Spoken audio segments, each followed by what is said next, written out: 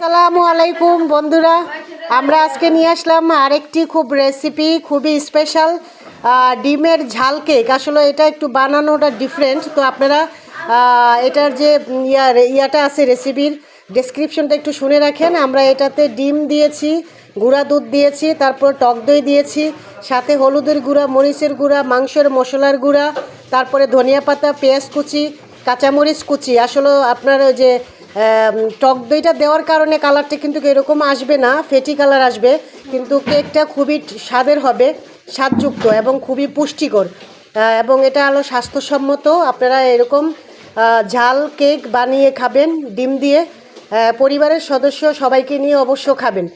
আর সবাই সুস্থকর খাবার খান। আমার পজিটিভ ওয়ার্ল্ড ইউটিউব চ্যানেলটাতে যারা নতুন আছেন সাবস্ক্রাইব করে রাখবেন প্লিজ। যারা করেছেন সবাইকে অনেক ধন্যবাদ।